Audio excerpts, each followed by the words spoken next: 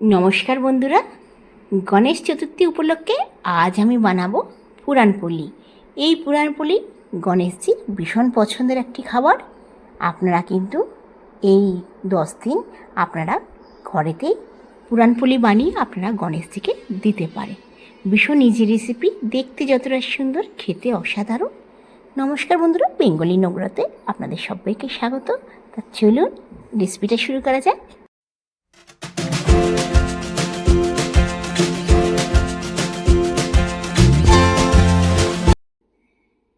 প্রথমে আমি 1 কাপ ছোলার ডাল নিয়ে নিয়েছি। এই ছোলার ডালটা আমি রাত্রে ভিজিয়ে রেখেছিলাম, 4 থেকে 5 বার ধুয়ে আমি রাত্রে ভিজিয়ে রেখেছিলাম। আপনারা যদি সময় না থাকে আপনারা একটু গুনগুনা গরম জলেতে, মানে উষ্ণ গরম জলেতে 4 ঘন্টা ভিজিয়ে রাখলেই যথেষ্ট। আচ্ছা, কুকারে আমি দিয়ে দেবো। দিয়ে এর মধ্যে আমি নুন দিয়ে দেবো 1/2 চামচ। তারপরে এটাকে আমি 4 থেকে 5টা সিটি দিয়ে দেবো। আপনারা যদি ডাল একটু ভালো থাকে, তাহলে মানে কোয়ালিটি ভালো থাকলে আপনারা 2টো সিটি দিলে চলবে। একবার 2টো সিটি দেওয়ার পর একবার দেখে নেবেন। আচ্ছা, আমি 1/2 চামচ হলুদ গুঁড়ো দিয়েছি। হলুদ দিলে বেশি রঙটা বেশি ভালো লাগে। আপনাদের পছন্দ না হলে আপনারা স্কিপ করতে পারেন। আচ্ছা, আমি ছোলার ডালটাকে 4টে সিটি দিয়েছি। দিয়ে দেখুন, 10 মিনিটের মতন রেখে দিয়েছিলাম। সিটি হয়ে যাওয়ার পর একটু ঠান্ডা করে নিয়েছি। তারপর আমি ছাঁকনির মধ্যে ছেঁকে নিলাম। জলটা নিচে পড়ে যাবে। এটা আমি 10 থেকে 15 মিনিট আমি এরকমভাবে রেখে দেবো।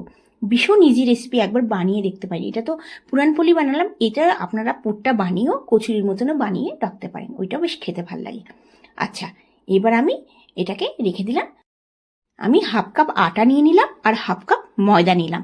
আপনারা 1 কাপ ময়দাও নিতে পারেন, আবার 1 কাপ আটাও নিতে পারেন, কিন্তু আটা ময়দা মিশিয়ে বানালে বেশ পুরানপোলিটা সফট হয়। আচ্ছা, আমি মশলার চামচ হিসাবে 1/2 চামচ নুন দিলাম আর 1/2 চামচ হলুদ গুঁড়ো দিলাম। হলুদ আমার ছোলার ডালেতেও দেওয়া আছে। আচ্ছা, এর মধ্যে এবার আমি ঘি দেবো। দেখুন, অবশ্যই ঘিটা দেবেন। ঘিটা দিলেন ভীষণ নরম, মানে যখন খাবেন না পুরো মুখে একদম গুলিয়ে যাবে। অবশ্যই ঘি দেবেন। আমি 1 চামচ ভরে ঘি দিলাম। এবার মিশিয়ে দেবো। যেমন নর্মাল আটা মাখা হয় সেরকমই আমরা আটা মাখবো। সকালবেলা আপনারা এইটা পুরনপোলিটা বানিয়ে দিতে পারেন। এটাতে কোনো সবজিই দরকার নেই। ওপরে ঘি লাগিয়ে দেবেন, পরোটার মতন করে নিলে ঘি লাগিয়ে দেবেন, শুধু শুধুই খাওয়া হয়ে যায়, এত অসাধারণ লাগে। আচ্ছা, এবার আমি মাখাটা হয়ে গেল, মানে ময়ামটা দেওয়া হয়ে গেল। 1 থেকে 2 মিনিট একটু ময়ামটা দেবেন, তাহলে কিন্তু খুব সফট পুরনপোলিটা তৈরি হবে। আচ্ছা দেখুন, আমি এমনি করে ভালো করে একটু ঠেসে ঠেসে মেখে দেবো। আর মেখে নেওয়ার পর আমি এটা কিছুক্ষণের জন্য রেখে দেবো।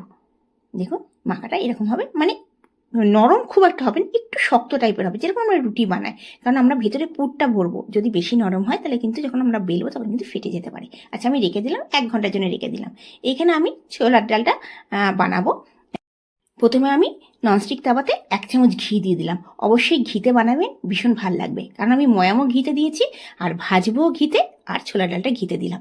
আপনারা চাইলে স্কিপ করে তেলে রিফাইন্ড অয়েল দিতে পারেন। আচ্ছা, গ্যাসের ফ্লেমটা আমি মিডিয়াম করে নিয়েছি।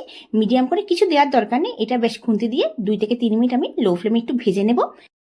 আমি এই ছোলার ডালটা 2 মিনিট ভেজে নেওয়ার পর এর মধ্যে আমি গুড় দেবো। আমার ঘরেতে গুড়, মানে গুড়টা মানে ডাস্ট গুড় আছে, আমি গুঁড়ো গুড় মানে কিনে নিয়ে আসছি, ওই গুঁড়ো গুড়টাই দেবো। আপনারা চাইলে মানে গোটা গুড়টাকে একটু শিলনোড়ার মধ্যে একটু ভেঙে দেবেন, ভেঙে টুকরো টুকরো দিয়ে দেবেন। আমি এখানে 2 চামচ গুড়টা দিয়ে দিলাম। দিয়ে ভালো করে নাড়াচাড়া করবো। গ্যাসের ফ্লেমটা কিন্তু লোতে রাখবো, নাহলে কিন্তু কি হবে, পুড়ে যেতে পারে। আচ্ছা, ওপর থেকে একটু নুন দিয়ে দেবো, 1/2 চামচের মতো নুন দিয়ে দিলাম।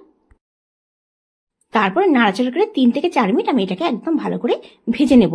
আচ্ছা, এই খুন্তি দিয়ে আমি একটু ছোলার ডালগুলো ভেঙে দেব, তাহলে কি হবে, মসৃণ হয়ে যাবে। অবশ্যই ছোলার ডালগুলো কিন্তু ভেঙে দিতে হবে, ওই জন্য ভালো করে সেদ্ধ করতে হবে ছোলার ডালটা। নরম হলেই ভালো, শক্ত থাকলে কিন্তু হবে না এই রেসিপিটা। আচ্ছা, আমি একটা থালার মধ্যে ঢেলে নিয়েছি আর ঠান্ডা করে নিয়েছি, একদম যেটা আমি ছুঁতে পারি। ঠান্ডা করে নিয়ে এটা আমি গোল গোল, দেখুন এরকম গোল গোল আমি বানিয়ে নেব। আমি এর পুরটা আটার মধ্যে দেবো, তা আপনারা একটু ছোট বড় যেরকম ইচ্ছে করতে পারেন। দেখুন, সব পুরগুলো আগে গোল গোল করে আমি আগে বানিয়ে নেব।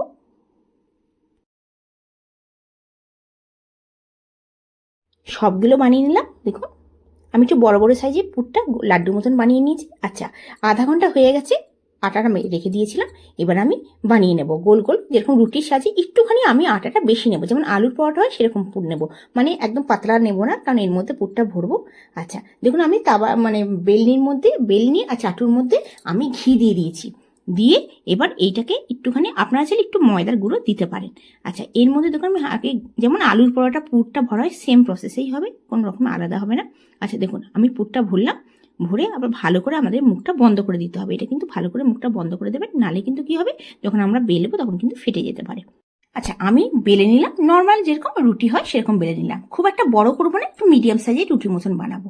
সেম প্রসেসে বাকিগুলো আমি বানিয়ে নেবো। ভীষণ সহজ রেসিপি এটা, কিন্তু আপনারা অবশ্যই একবার বানিয়ে দেখতে পারেন। এমন নয় যে আমাদের গণেশ চতুর্থীর সময় বানাতে হবে, যে কোনো সময় আপনারা বানিয়ে নিলেন। আচ্ছা, মিষ্টি মিষ্টি পরোটা আমাদের খুবই ভালো লাগে। আমাদের ছোটোবেলায় মায়েরা বানাতো গুঁড়ো দুধ দিয়ে পরোটা, চিনির পরোটা। আপনারা কিন্তু এটা বানিয়ে দেখতে পারেন, ভীষণ হেলদি, ছোলার ডাল আছে। আচ্ছা, সেম প্রসেসে বাকিগুলো আমি বেলে নেবো।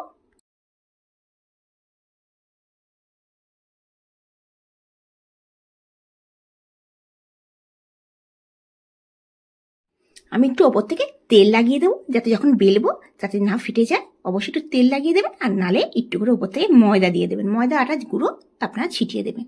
দেখুন এমনি করে এবার বেলে নেব। এই হলুদ দেওয়াতে কালারটা এত সুন্দর হয়েছে। আচ্ছা, আপনাদেরকে একটাই অনুরোধ, যে আপনারা যদি আমার ভিডিওটা ভালো লেগে থাকে তো অবশ্যই আপনারা লাইক করবেন। আর যদি আমার চ্যানেলকে এখনো পর্যন্ত সাবস্ক্রাইব না করে থাকেন, সাবস্ক্রাইব করার অনুরোধ রইল। আচ্ছা, আমরা কিন্তু একদম চিপবো না, হালকাভাবে আমরা বেলে নেব। দেখুন এবার সবগুলো বেলা হয়ে গেলে এবার আমি চাটু গ্যাসের মধ্যে বসিয়ে দিয়েছি, আমি ভেজে নেব। আচ্ছা, শুকনো চাটুতে আগে আমি এদিক ওদিক করে ভেজে নেব আগে, তারপরে আমি ঘিটা দেব।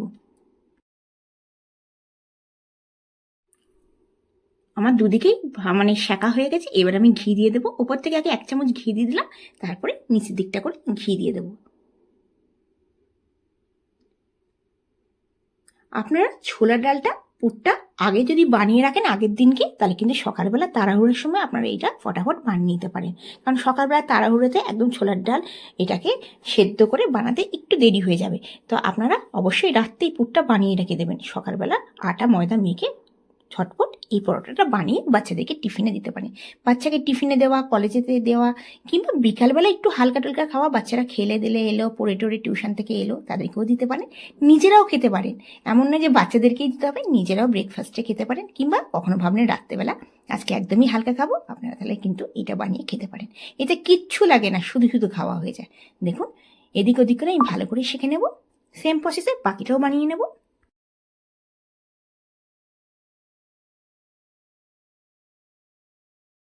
আপনারা কিন্তু অবশ্যই ঘি দিয়ে ভাজবেন। ঘি দিয়ে ভাজলে কিন্তু ভীষণ মুচমুচে টাইপের হয়। রিফাইন অয়েল দিয়েও ভাজতে পারেন, কিন্তু ঘি দিয়ে ভাজলে আলাদা স্বাদ হয়। কারণ আমি ছোলার ডালটা ঘি দিয়েই ছোক দিয়েছি, মানে পুরটা বানিয়েছি।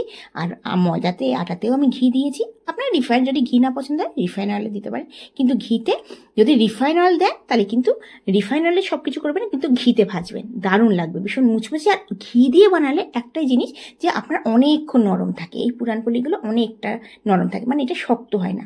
আচ্ছা, আমার সবগুলো মোটামুটি ভাজা হয়ে গেল। দেখুন আমি ঝটপট খুব সহজে একটা হেলদি রেসিপি বানিয়ে নিলাম। এটা পুরানপোলি, এটা অনেকক্ষণ নরম থাকে, বাচ্চা বড় সকলের পছন্দ। আপনারা অবশ্যই একবার বাড়িতে বানিয়ে দেখতে পারেন। আপনারা ঘরে বানিয়ে কমেন্টসে আমাকে জানাবেন ভালো লেগেছে কিনা, আমার রেসিপিটা কেমন লাগলো অবশ্যই জানাবেন। আর আপনারা জানাবেন আমার ভিডিওটা কেমন লেগেছে, আপনারা কোথা থেকে দেখছেন আমাকে জানালে ভীষণ ভালো লাগবে। দেখুন আমি ওপর থেকে একটুখানি ঘি দিয়ে দিলাম, ঘি দিয়ে এটা খেয়ে নেব। দেখলাম দারুণ সফট, আমি ভেঙে দেখাবো কতখানি সফট হয়েছে, ভীষণ তুলতুলে নরম, যে মুখে দিলে একদম গুলিয়ে যাবে।